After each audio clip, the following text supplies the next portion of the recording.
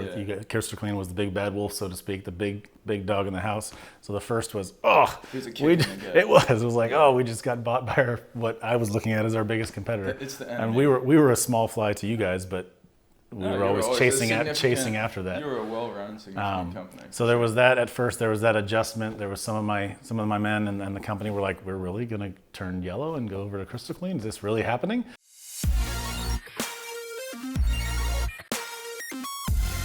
Well, good morning. Tony Morgan, this is Jonathan Brackney. I thought it would be helpful to bring someone in to interview that's gone through the process, been integrated as part of a company. He was the operations manager for Reflections and was acquired 2 years ago, I think. I think so, May of, Yeah. And a came half ago, on 2 years ago. Yeah, and went through the whole transition of getting integrated into Krystal Klean, and then now is the operations manager for Krystal Klean, runs the operation there. So it's Come a long way. Come a long way. Yeah.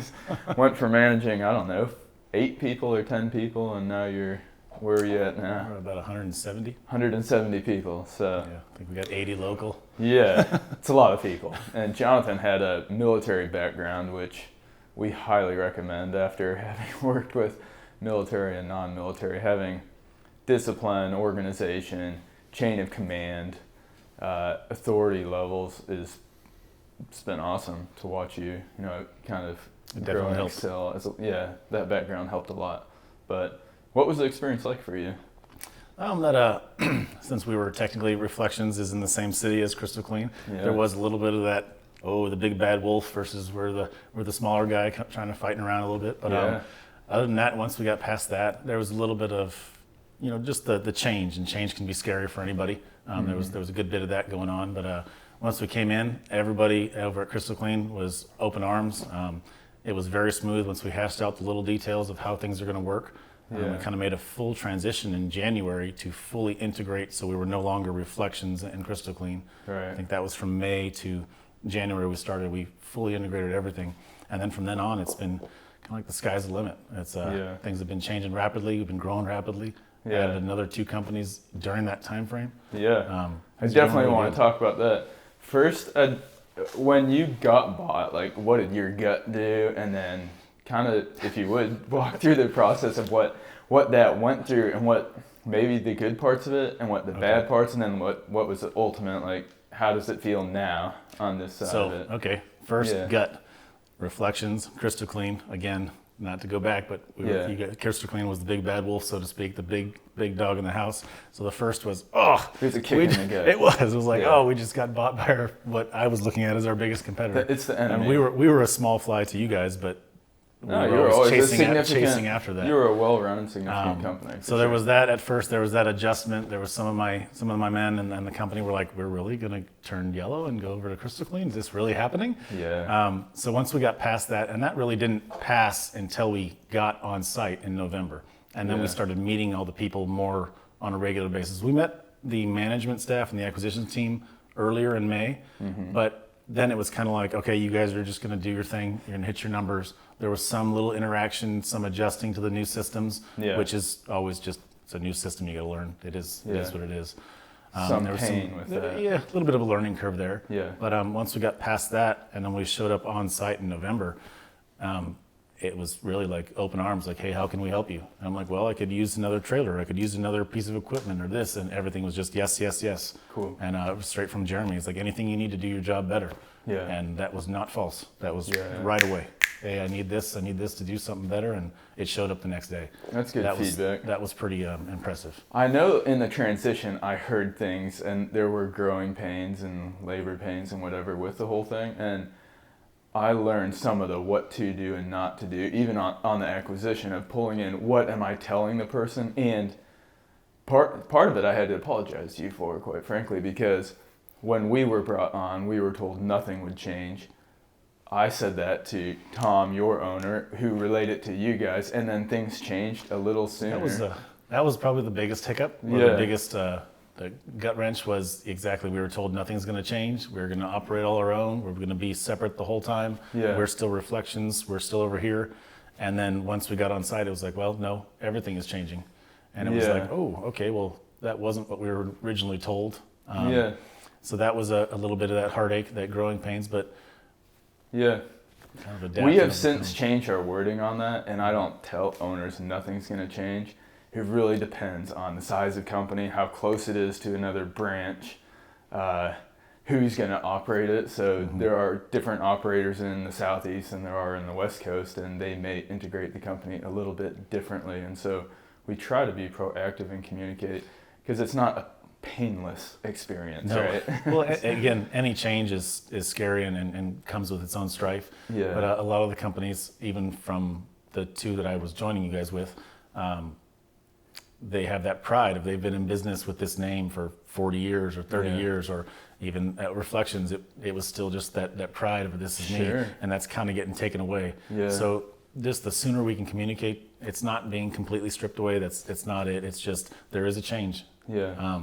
And just letting them know that, hey, here it comes. It's going to come slowly. The more upfront with that we can be, I think the better off we are.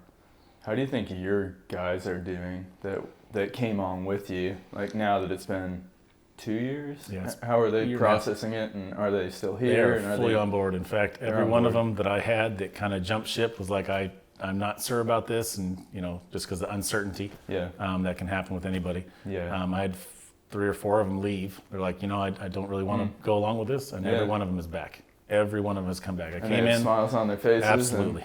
That's good. They came back. I'm like, guys, here it is. There was that strife. That's past. They're welcome with open arms. Look at the jobs we're doing. Look at the kind of work we're doing. Do you want to come back? And every one of them has hopped right back on board. So that kind of says everything right there. That's really cool. That's a good story. 2 years later for you, is it good? Was it a good transition for you? Do you like where your feet stand now? I do. The intensity is definitely different, but honestly, I was in the military and we had that intensity. And meaning it's intense now. It is. Well, there's a lot you going on. You work with my brother, so. Yes. But it took a minimal adjustment for me, and I enjoy it. So I really like where we're at. I like where we're headed. It's just every month seems like, okay, here's another record month. All right, here's something else that we didn't do before. And that is intense, right? Growing is intense, and operating at kind of the high level you guys operate. And the buck stops with you often because you're over all these crews. So it's a lot of moving parts. It is. And, getting to know all the new faces and the new crews. I mean, I had 4 to 5 crews, and now we have 20 local, and then probably 16 at different satellite locations. It's a good bit. So if each one of them has a complaint a week, you've got a lot of complaints. I won't do the math, but it's a bunch, I think, technically. You have helped bring other businesses on since you've been here as well, not just integrating with Reflections. What does that look like on the integration side, and how do you feel? It's a big question, but how do you feel like those companies are doing and handling it? Very specifically, 74B, Belays. He actually saw me go through the entire process. Oh, that's cool. Yeah, we were friends outside of this, exactly. And I told him, I'm like, here's everything I went through. Here was the good. Here was the bad. Here was the strife. Things, everything we're talking about, all of it. And at the end of the day, he's here. He joined. He read everything that I told him. Cool. He came on board, and now he's firing on all cylinders. Oh yeah, that's he's great. Doing really good. I'm glad to hear that. Cool, and he's a great guy too. He is. Went down there with you to Window Experts, and that was kind of good. Kind of broke the ice. Again, they had a 40-year business. Solid. They're very proud, and it's like, it's okay, guys. There's going to be some changes. Solid reputation. Yes. Great history. But they're doing great. We've already got them some equipment. Got them a truck already. Going to have them another one here pretty soon. So they're opening a whole branch of business that they didn't have before. That's cool. So I like that they were doing Hulk Hogan and Tom Brady's house. So they were like clean, and a bunch of other stars. I don't know the names, but they were like cleaners to the stars in Tampa, and they kind of had that feather in their cap. They are a very boutique, very high end. It's a nice business model they have down there. That is. But it's nice that we can supply them with the, hey, when you guys want to get into it, the garage, more industrial style services that have a very very high yield on that. So you added services to their customer base, so it grew what they could sell, and they're selling, and then you're helping train the guys to equip them for that. They've been sending people up, actually all the different locations. We're 74 local. Our Krystal Klean here has kind of become a training hub. Yeah. And we're actually having a couple guys each week come and just learn our systems, how to do things. That's great. And then they can go back and I can send them some equipment and they can flourish. So add skill sets. Yep. Add products that they can sell, and so it grows that branch, whatever branch that it brings in. That's really cool. How are they doing? They're processing it well? They're doing well. They're doing well. They're 4 months in, 5 months in, or? I think so. Was it July or August? Okay. I think so. So right around that time frame. They're in their peak busy season, so they're asking for as much help as they can, which right now all of us are, which is nice to know that we're booked out to the end of the year already. That's really great. Yeah. So that's probably been helpful too on the whole synergy of it. If one branch is busy and the other's not, then there's a sharing of labor, and you absolutely. That has happened more frequently with the Tallahassee location, which used to be spray wash. Oh yeah. We've sent crews down there on a regular basis to help them out with Florida State University. They're doing very well down there. That's great. As well as the Window Doctors location, which joined us from up in Brunswick. I've got a crew there right now, and we send the crew up there once a week. Cool. To kind of handle because they were windows only. Yeah. And now we can open up that whole soft washing now branch. the roof cleaning, pressure washing, you name it. Yeah. What would you say to someone that is considering going through this process, and on how would you set an expectation for them? Expect some changes. There are going to be some changes. I think the biggest one was just the system-wide changes, just the operating systems. Software, things like that. And that can be tough for somebody who's been doing the same thing for such a long period of time. Right. But when we say tough, we're talking a couple weeks of heartache, and then or someone who's been, which I think they were in Brunswick, they were pretty much paper and pen and handwritten receipts. So it's a bigger change for. It's a big change for that. Yeah. After that, it's the resources. The pot goes from just your pot at your location to where you have all these resources. We have 20 to 25 crews local to where if they need help, sure, here we go. We send them on out. Have a crew. If there's anything, it just really expanded the resources. Yeah. And again, I came from 8 to 10 guys. Yeah. Now we're up to 170 and we can move them all wherever they want to go. Yeah, that gives you a lot of flexibility. It does. And a lot of bench strength. And when somebody calls, if the Jag Stadium or somebody like that calls and said, I need 10 crews here right now, not a problem. Yeah. So you've done the integrations, you've brought companies in, you've gone through it yourself. Positive overall. Yes. You do it again. I'd do it again. I'd do it again. And I would say to get past that there are going to be some changes, there's going to be some difficulties, but just the wealth of knowledge, the wealth of resources and people willing to help, I'd do it again in a heartbeat. Yeah. And the whole maybe division of labor that's created by a larger organization. So you have someone who's over insurance, you have someone who's over work comp. So it's not like you're in a place where you have to be everything to the company. Yes. And that support has been good. And then when you have 1 or 2 hiccups on a job or a lower price day or something along those lines, something small, it doesn't matter because it's spread over the whole. Yeah. So big problems for a smaller division become little problems for a big company. Right. It helps. Did it do well overall for your guys? I know you had a great office manager, Miss Carol, who came over. Has it been a good experience for her and the crews? I know you said they came back. Has it been good for them revenue-wise? Has their pay gone up or at least stayed the same? Or what's that story like? All of them across the board, their pay has gone up. Cool. By the way, our pricing models, the different services we offer that us at Reflections did not even dabble in certain things. The more industrial side. So all of their pay and then shifting to the different pricing models and pay models of the piece. Everybody's pay has gone up and all of them are doing very well. And my office manager is still here. She's doing Carol, doing quality control and inventory and fleet management. She's kind of cool. She's got her finger in several different pots. She's kind of flourishing too. She is. And excelling at what she does. We're doing really good. If this deal doesn't go through, it's seen as an unstable company all of a sudden. They were going to sell, now they're not going to sell. Now guys are sitting there in limbo, like, what's going on with their company? And there's this uncertainty that causes there's the strife. Uncertainty. Mm-hmm. So I think it's a good question. How do you prep them? With our key people, we sat down with them 2 weeks before we closed and we were like, this announcement's coming to the company. We'd appreciate you keeping it to yourself. We really need you. We need you to hit our number. We want you to stay. Jeremy's here 2 years, I'm here 1 year, but here's what's going on, and laid it out to them. And we even, as part of our acquisition, we gave all our guys a bonus for staying on for the first year. So Jeremy and I personally cut that, from our acquisition price, from the contract price. But that's so kind of a tricky one to get around, because from the business purchasing side, I think it's probably some confidentiality that goes into a business that's selling. But at the same time, when you wait until the day that it happens to tell all the employees and everybody, that was a lot. It was kind of like, oh, by the way, guys, come on in for breakfast. And we sold you Krystal Klean.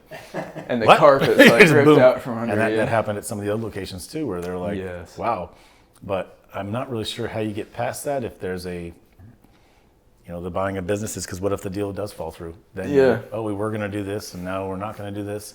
And then here you go again. Stability is the worst thing for morale, or lack of stability for morale. I agree. It crushes everything. How would you present it to the guys, and how would, as you've done numerous acquisitions now, what's been the best onboarding process, and what do you think was the easiest thing for employees and everybody to digest? What did it look like? Going in, really telling them that their jobs are safe, kind of stressing that part, like nobody's going anywhere. We were exactly the same. Yes, the company is selling, letting them know as soon as possible. Yeah. And then letting them know the changes as soon as possible, like this is going to happen. Yeah. It's okay though. We've seemed to have had the most success when the changes come in stages. Yeah. For instance, with us, we weren't immediately put on to the separate pay structure. Right. There was a learning period. It was like, okay, in this first 30 days, all you got to work on is the operating system, the service fusion, the scheduling. Okay, excellent. After that, what's next? How do we get to this end goal? Well, then the next one was working on these different reports that we had to do. Incremental onboarding. It is. Which is more how it's gone. Yes, and that, from my standpoint, seems to be the best way. When you hit them with everything right away, then there's so many things that can fall through the cracks that end up getting picked up by somebody else instead. And so it can be stressful. But the incremental, letting the employees know right away, letting them know that their jobs are safe, it's okay, and it's still your same management team. Even at the other locations, it's all still the same managers. We're not sending somebody from here out to do their jobs. Nope, it's all good. We're just support. That's all we are, is support. In the case of Reflections, where we onboarded you guys and you lost some people that ended up coming back and now they're doing really well, was there a way we could have handled that better to onboard those guys? Was there a presentation that could have been different that would have kept them, or was it just that was going to be how it was? Yeah, that's a tough problem to solve, because again, without telling them what's going to be coming, with just, hey guys, come on in for breakfast, and by the way, there we go. That right there, and then the management staff not really knowing what's going on either. And it's like, well, are we not? Are we going over right away? Are we staying separate indefinitely? And anytime you've got somebody looking up to you and you don't really have the answers, there comes the instability, and then the morale goes right out. It's like, what are we doing? I'm like, I don't know. So as much clarity as possible up front would probably be the biggest suggestion.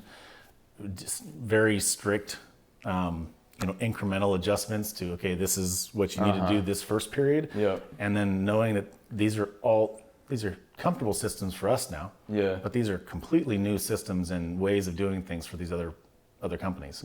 So allowing them that time to learn and figure out what's going on, and then, okay, you've got that down, what's next? 30 days to this, okay, you got that down, what's next? I understand there's certain things that have to happen right away from a legal standpoint, but that would be the biggest thing. Is we only lost a few, and then they came back right away because ours was very incremental and slow. And it wasn't until we were bought in May, we were still wearing all of our colors and operating completely separate all the way up until January, even though we were on site before that. Still had your uniform. And we were like, hey, we're over here in this corner. Your trucks. We're good.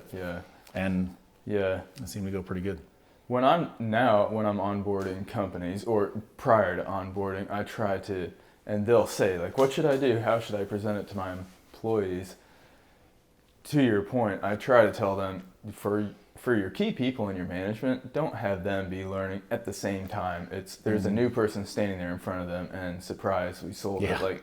Take a week or two. And I think that's gone better when I've seen owners do that, is they take a week or two before the thing closes, when it's pretty much a done deal, and they take their key people out, sit down with them, make it personal, one-on-one, have a conversation. You're volatile people. Some people are going to have a reaction, and you don't want that reaction in the middle of 20, 30, 40 employees. Not from a leader with everybody watching them. No. So take that person aside, have a conversation.